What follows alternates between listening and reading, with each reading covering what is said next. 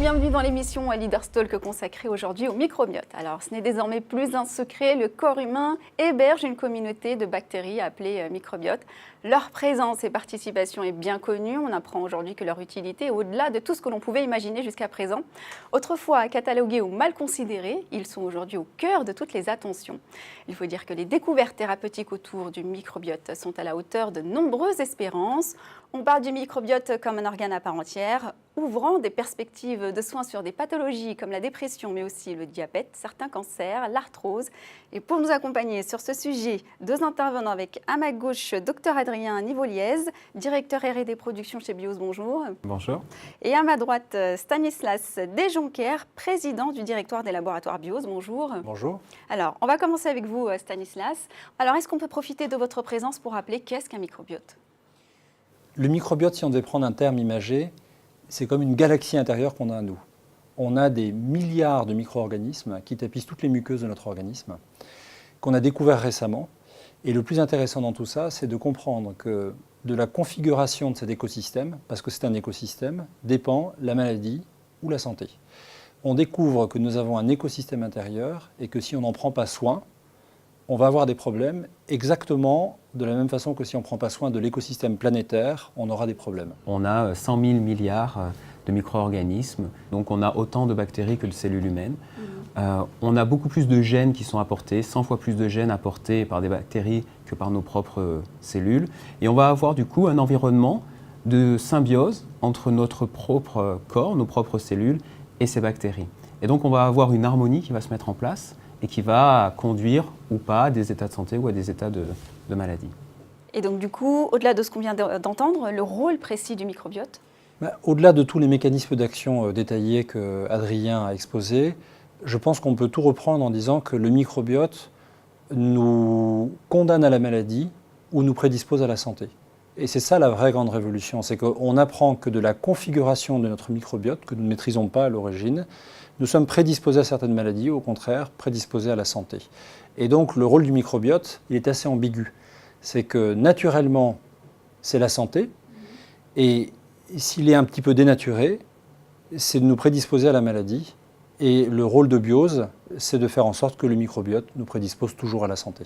Alors vous parlez du lien entre ces micro-organismes sur la santé. Quelle interaction possible finalement entre les microbiotes et notre état de santé en général ? À ce jour, on imagine que 90% des maladies ont un lien direct ou indirect avec le microbiote.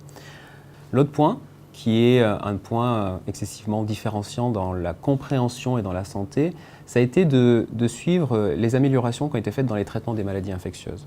C'est-à-dire qu'on a eu, au cours de ces 50 dernières années, une diminution très forte des maladies infectieuses au niveau des pays développés. Et en parallèle de cette évolution-là, on a eu une augmentation très forte de maladies qui étaient très peu présentes jusqu'à présent. Des allergies, des maladies immunitaires, de l'obésité, des syndromes intestinaux inflammatoires. Donc des maladies qu'on a directement pu lier à des modifications de notre environnement et donc à des modifications de nos micro-organismes. Donc nos habitudes ont une influence sur nos microbiotes finalement. Elles ont un lien direct vis-à-vis de nos microbiotes. Et d'autant plus pendant les 2 premières années de la vie. Il a été montré sur des études chez l'homme que si des enfants prenaient des longs traitements antibiotiques pendant les 2 premières années, ils avaient 22% de chances de plus de souffrir d'obésité à l'âge adulte. Donc le microbiote est en lien direct avec les interactions qu'on a. Donc, on parle chez Bios couramment de médecine des 4 P, prédictive, préventive, personnalisée et participative. Ce qu'il faut bien garder en tête, c'est qu'historiquement, notre médecine, elle est allopathique. Alors, ce n'est pas du tout un discours anti-allopathie, c'est simplement de dire qu'une fois qu'on a traité les symptômes, il faut s'intéresser à la cause de fond des maladies. Et très souvent, la cause de fond des maladies, on découvre qu'à 90%, les maladies sont liées à un problème de microbiote. Autrement dit, si vous n'adressez pas la reconfiguration du microbiote, vous ne traitez que les symptômes. C'est ce que fait la médecine historiquement.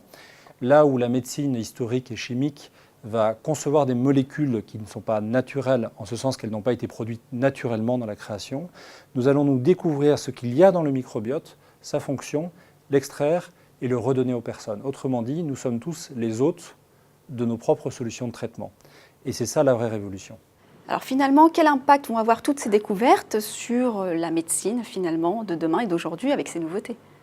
Alors le premier élément qu'il faut avoir en tête, c'est qu'on ne parle pas que du futur.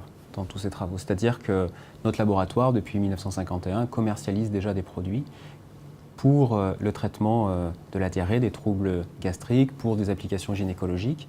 Et on est déjà sur des utilisations de bactéries pour accompagner des traitements ou pour proposer des premières solutions. Les nouveautés, c'est qu'il y a une très forte accélération des découvertes et donc des champs des possibles. Mais on est déjà les deux pieds dans le microbiote et déjà dans la santé par le microbiote. À l'inverse des dernières décennies qu'on a connues, on est sur une phase d'accélération de tous ces phénomènes, étant donné qu'on a des outils excessivement puissants de bioinformatique, de population, de suivi des cohortes qui sont prises en termes d'études cliniques. Et le champ des possibles est excessivement large. Quand on reprend que 90% des pathologies sont très certainement liées de manière directe ou indirecte au microbiote, les applications qui vont aller avec vont changer la face de la médecine dans les années à venir. Je dirais qu'on passe d'une notion de médecine chimique à la notion de médecine du vivant. Et le vivant est vraiment quelque chose de central dans la médecine du microbiote. C'est vivant d'abord parce que ça vient du corps humain. Donc c'est dans le vivant. C'est vivant parce que quand on l'extrait, on le garde vivant. Et c'est vivant parce que comme ça vient du vivant, c'est fait pour aller avec le vivant. Donc il y a des mécanismes d'action qui vont être infiniment plus respectueux du corps humain et qui vont se traduire par un certain nombre de bénéfices qu'on va moins trouver ailleurs.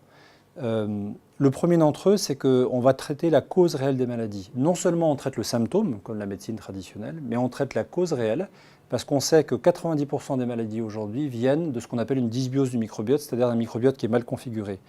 On sait par ailleurs que ça va favoriser la résilience naturelle du microbiote. Au-delà de la maladie qu'on soigne, on renforce en permanence le microbiote quand on prend des substances microbiotiques.